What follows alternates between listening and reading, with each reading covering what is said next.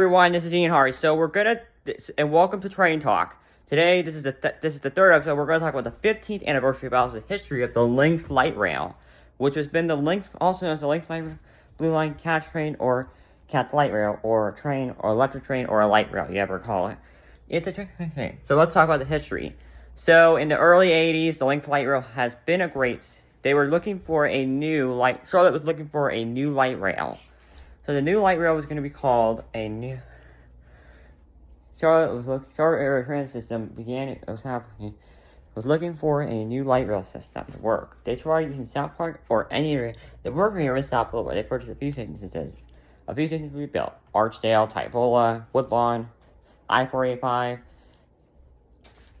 Would be the first stop they would go, and then they would Sherrill West, then Arrowwood. Then also there would also be Staley Park, New Bern, East West Boulevard, Carson, and Bland. They would also purchase a station at Stonewall, a station at Third Street Convention, and a station at the Charter Transportation Center, which would be CDC Arena. For the Charter Transportation Arena station. Also, the first stop would be at 7th Street. The Charter trolley was running back then. It ran from Tremont to 9th Street.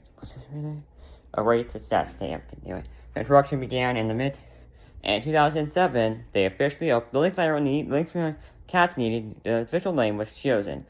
Lynx was the official name of the light rail. So, the Lynx was the official name, and it was. Present. Let's talk about the present. The Lynx began operation in 2007. Lynx Blue Line, the Blue Line was the name. The Lynx Light Rail facility would be located on South Boulevard. The present began, and the Lynx Light Rail was going from I-45 to 7th Street. There would be a grade crossings would have but older grade crossing equipment was about and all that stuff would have in the near future. All that stuff would ever happen, but everything would go fine. Also, new equipment, also Siemens S70 Series 1 cars would begin after the Siemens S7. Also, many of those USNS electronic bells, some USNS were used at some point. It was purchasing the old Norfolk Southern R line, which ran across that area. In 2010, Charlie's service finally came to an end in 2010, when CAT officially closed down the trolley line. The Charlie trolleys, which were replica Gamaka trolleys, which were used now on the new. In 2015, a new streetcar opened, called the St. Louis Gold Line, which would be a new streetcar opening in Charlotte.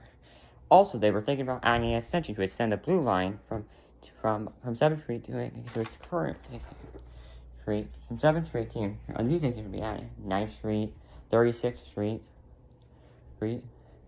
Parkwood Avenue, 25th Street, Sugar Creek Station, Old Concord Road, Tom Hunter Station, McCollum, and J.W. Clay Station. J.W. Clay and Unity Charlotte Main Station would be included in those stops. There was construction began in 2017. It was officially delayed. New cars would also be in stock. New Siemens S70 Series 2 cars would begin to enter service. These new cars, the St. Louis line, still continue to operate with new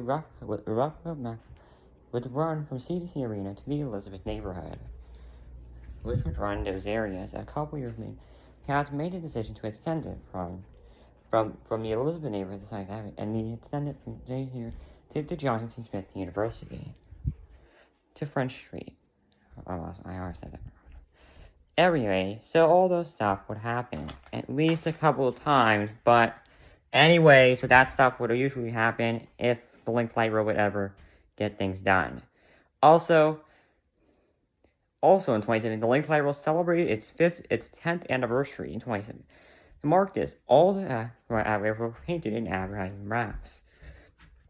In 2018, the Lynx Blue Line also opened its official Blue Line. Also, an announcement came that new cars would be loaded to replace the original trolleys on the same school. The new Siemens S700 cars would be the similar size to the Series 2 cars, with new light and a new rear body frame. They would also use that Twitter track to get it into the new main, but also, no rewards for a few crossings would be added, and also new bells would be also launched. New Western Column-based electric bells known as Type 4 electronic bells, Type 4 electronic bells, which would be new electronic bells which would be launched with. Also, new equipment was starting to show its age on the Lynx line. New equipment which would be new. Also, praising and also, the Lynx line was also concerned in 2020 by the COVID-19 pandemic, which caused an issue. Anyways, that stuff is really so cool about that, don't you think? Anyways, so all that stuff would ever happen, but the Lynx made a deal and got a few things. They also got new electronic wells known as General Cell Type 3s to replace some USS Astrogos, and some USS Astrogos were also used to replace the Western Column Haze, which were awful at that time as well.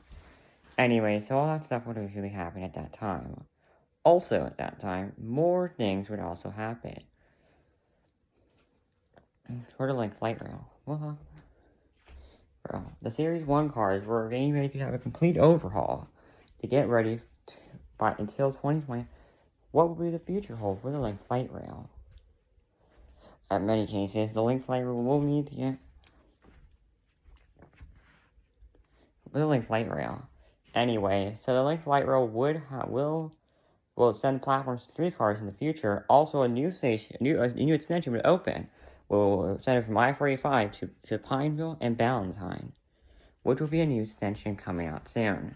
Anyway, so this is always the Lynx Light Rail will continue to be Charlotte's light rail system for many more years to come. Thanks for watching this history of the Lynx Light Rail. Until next time, I'm Ian Hari. I'll see you down the line, and I'll see you in the next video. Thanks for watching. Bye bye.